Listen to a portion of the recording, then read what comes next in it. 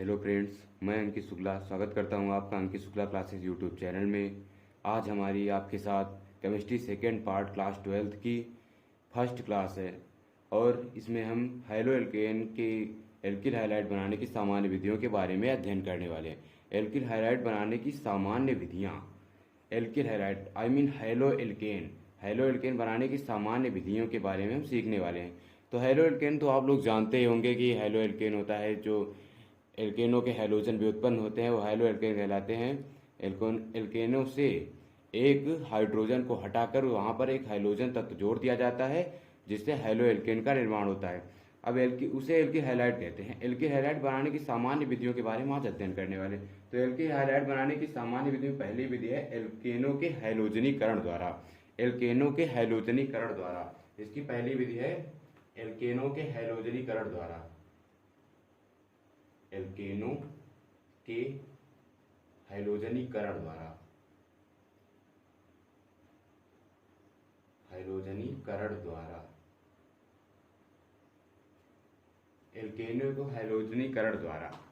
तो एल्केनों का हैलोजनीकरण कैसे होता है? एक हम एल्केन तत्व लेते हैं जैसे CH4 मीथेन, ये भी एक एल्केन का तत्व है, एक एल्केन का यौगिक है। तो CH4 एक यौगिक लेते हैं CH4, इसका हैलोजनीकरण, हैलोजन तत्व क्या होते हैं? क्लोरीन, ब्रोमीन, फ्लोरीन, आयोडीन, ये सब आप लोग जानते हैं, सब 11th में पढ़ चुके हैं। तो CH4 प्लस Cl2, इसके साथ हैलोजनीकरण क्रिया होगी। ये तेज प्रकाश और उच्च दाब की उपस्थिति में, तेज प्रकाश और यहाँ उच्च दाब लगा दिया जाएगा, उच्च दाब में। तो यहाँ से CH3 प्लस में नहीं, CH3 माइनस में H प्लस में टूटेगा और इसमें एक Cl माइनस में और एक Cl प्लस में टूटेगा। तो इसका एक एल्किल हाइलाइड बन जाएगा CH3Cl plus HCl, CH3Cl plus HCl, यह है एल्किल हाइलाइड।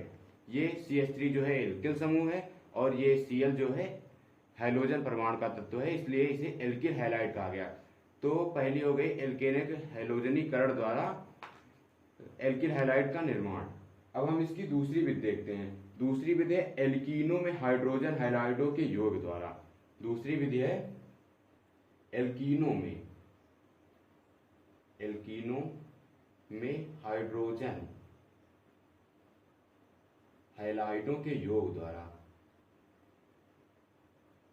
हाइलाइडों के योग द्वारा। दूसरी विधि है एल्कीनों में हाइड्रोजन हाइलाइडों के योग द्वारा। तो एल्कीनों में हाइड्रोजन के हाइलाइडों का योग करके हम एल्किल हाइलाइड का निर्माण कैसे करते हैं, ये हम आप लोगों को आज बताने वाले। तो एल्कीन का हम एक तत्व लेते हैं, जैसे एथिलीन ले लिया, मान लो CH2 डबल बॉन्ड CH2, ये एथिलीन है क्योंकि इसमें 2 कार्बन है, डबल बॉन्ड लगा है, इसलिए इसे एथिलीन कहा गया है। Ethylene plus hydrogen halide, hydrogen HBr ले लिया, हाइड्रोजन हाइलाइड में ब्रोमीन ले लिया तो HBr हो गया।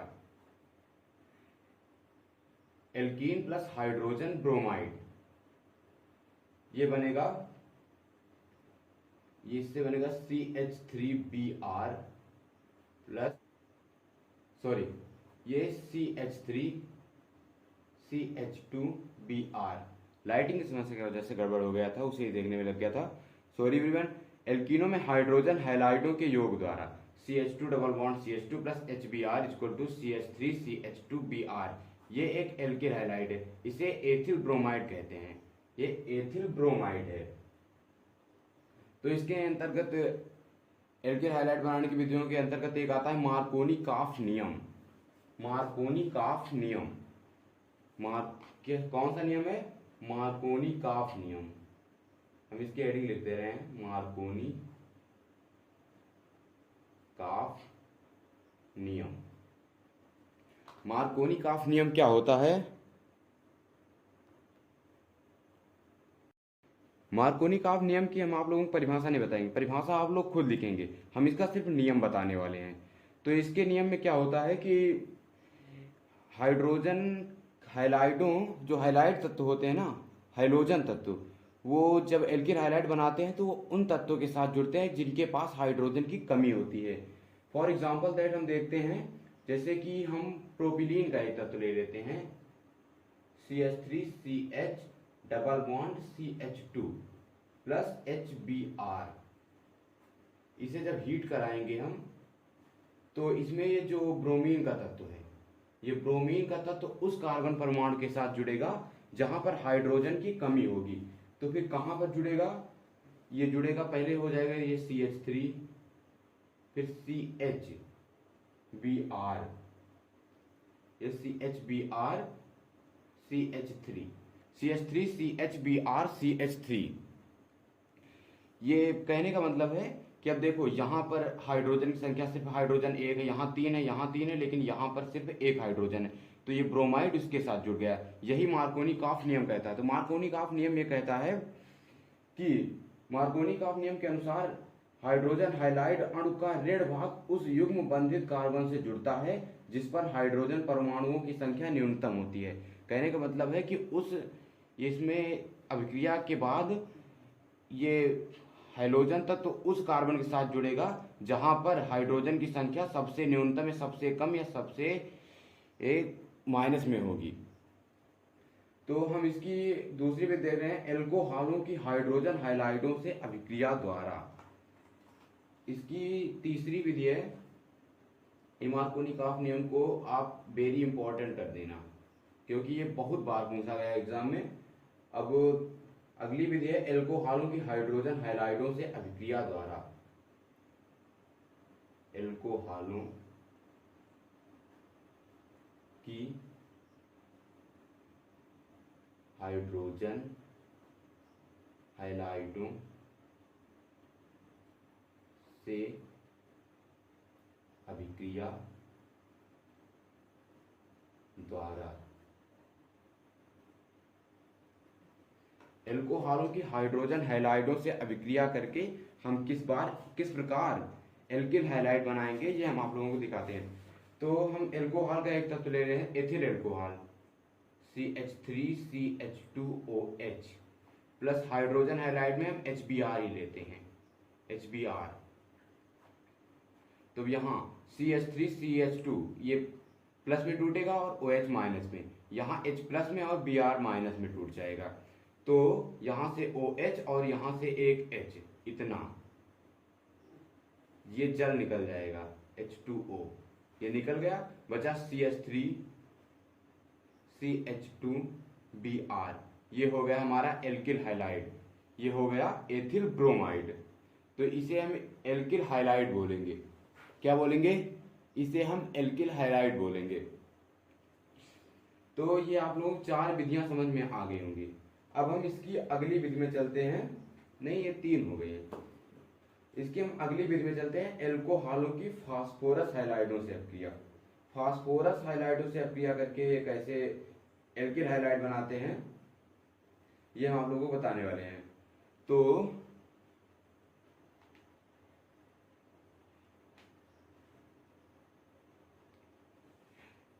अगली क्या है? 4 नंबर, ये 3 नंबर थी।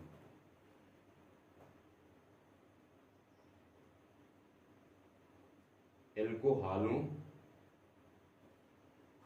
की फास्फोरस हाइलाइडों से अभिक्रिया द्वारा।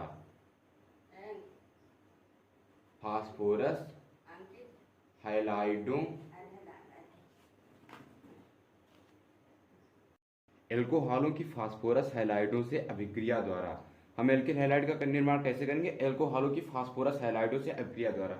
तो एल्कोहल में हम फिर से एथिल एल्कोहल को लेते हैं, CH3CH2OH plus PCl5। Phosphorus halide हम फास्फोरस पेंटाक्लोराइड PCl5 को लेते हैं। तो इसे हम जब रिएक्ट कराएंगे तो ये CH3CH2Cl प्लस का POCl3। अब हम इस रिएक्शन को बैलेंस कराते हैं। नहीं, ये गलत है, H3PO3 होगा, H3PO3। CH3CH2OH plus PCl5 equal to CH3CH2Cl plus H3PO3। तो हम यहाँ 3 से मल्टीप्लाई करके यहाँ भी 3 से मल्टीप्लाई करते हैं, हमारी रिएक्शन बैलेंस हो जाएगी। एल्कोहलों की फास्फोरस हाइलाइडों से अभिक्रिया द्वारा। सॉरी गाइस, यहाँ PCl3 लेंगे, फास्फोरस ट्राइक्लोराइड, नहीं तो ये Cl बैलेंस नहीं होगा। तो PCl3 लेकर हम एल्किल हैलाइड और आर्थोफास्फोरस अम्ल, ये आर्थोफास्फोरस अम्ल है, इसका निर्माण कर लेंगे। तो हम इसकी पांचवी रिएक्शन देखते हैं, एल्कोहलों की थायोनिल क्लोराइड से अभिक्रिया द्वारा। एल्कोहलों की थायोनिल क्लोराइड से अभिक्रिया द्वारा।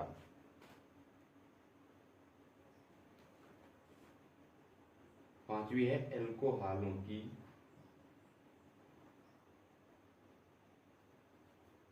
थायोनिल क्लोराइड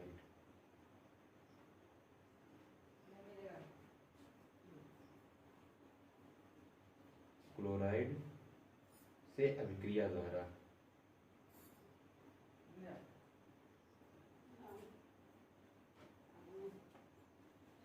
एल्कोहलों की थायोनिल क्लोराइड से अभिक्रिया द्वारा।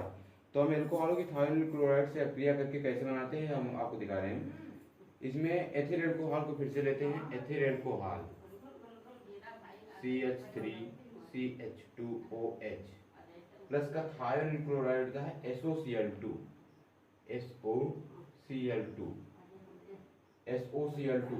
तो इसे हम पिरीडीन की उपस्थिति में गर्म करेंगे, ये ध्यान रखना, पिरीडीन उत्प्रेरक की उपस्थिति में गर्म करेंगे तो बन जाएगा CH3CH2Cl प्लस का SO2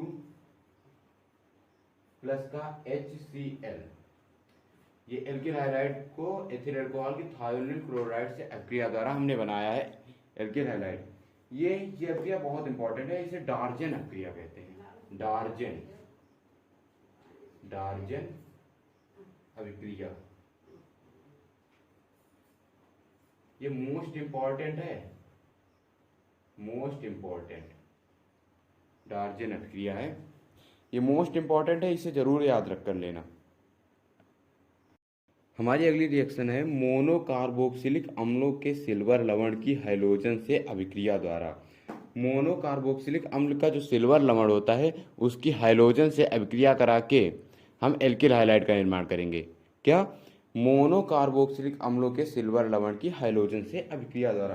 तो मोनोकार्बोक्सिलिक अम्लों का एक सिल्वर लवण लेते हैं, सिल्वर प्रोपियोनेट हम लेते हैं, सिल्वर प्रोपियोनेट CH3CH2COOAG, ये है सिल्वर प्रोपियोनेट, मोनोकार्बोक्सिलिक अम्लों का सिल्वर लवण, इसे ही कहते हैं।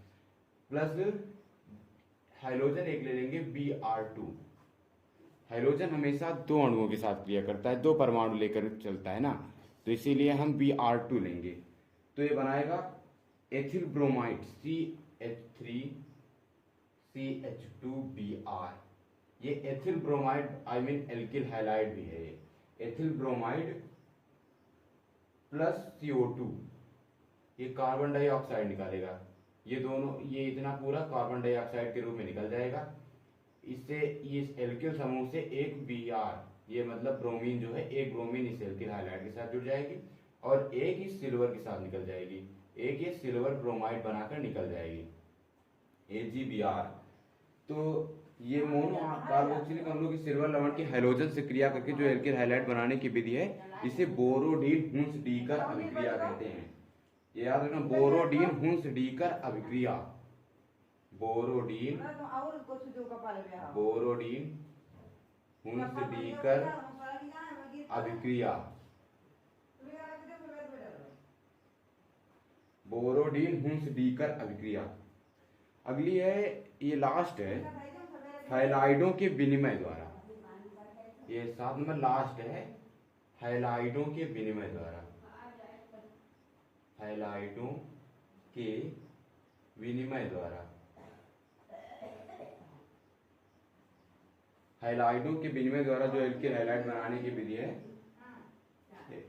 इसे हम देखते हैं। हैलाइडों का विनिमय मतलब एल्किल हैलाइडों का। तो जो एल्किल हैलाइड होते हैं, जैसे कि हम C2H5Cl लेते हैं, ये भी एक एल्किल हैलाइड है जिसे हम अभी तक बनाते हैं, पर इनका विनिमय करना है, हम इसे सोडियम आयोडाइड के साथ इसका विनिमय कर देंगे। तो अब यहाँ C2H5 प्लस में, Cl माइनस में, Na प्लस में और I माइनस में, तो ये एक दूसरे को विस्थापित कर देंगे क्योंकि I ज़्यादा क्रियाशील है, तो फिर ये हो जाएगा C2H5I प्लस का NaCl। दूसरी इसी में के देख लेते हैं हम, C2H5Br ब्रोमाइड को लेकर प्लस NaI, ये हो जाएगा C2H5Br प्लस, नहीं ये C2H5I हो जाएगा, यहाँ I C2H5I, इसे पूरा कर देते हैं, C2H5I प्लस का NaBr। ये अक्रिया भी बहुत इंपॉर्टेंट है, इसका नाम है फिंकल-स्टीन। ये अक्रिया फिंकल-स्टीन अक्रिया कहलाती है, इसका नाम है फिंकल-स्टीन। कंफ्यूज मत होना, कभी कभी ये कोनांट फिंकल-स्टीन के नाम से आ जाती है, कोनांट फिंकल-स्टीन।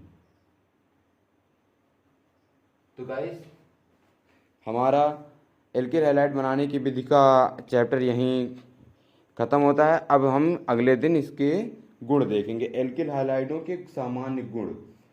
तो आज का टॉपिक यहीं समाप्त होता है। अगर आप लोगों ने अभी हमारे चैनल को सब्सक्राइब नहीं किया है तो प्लीज़ हमारे चैनल को सब्सक्राइब कर दीजिए, बेल आइकन को प्रेस करके ऑल पर क्लिक कर दीजिए। हम आपकी तैयारी इसी तरह से कराते रहेंगे। तो गुड नाइट, गुड बाय, तब तक के लिए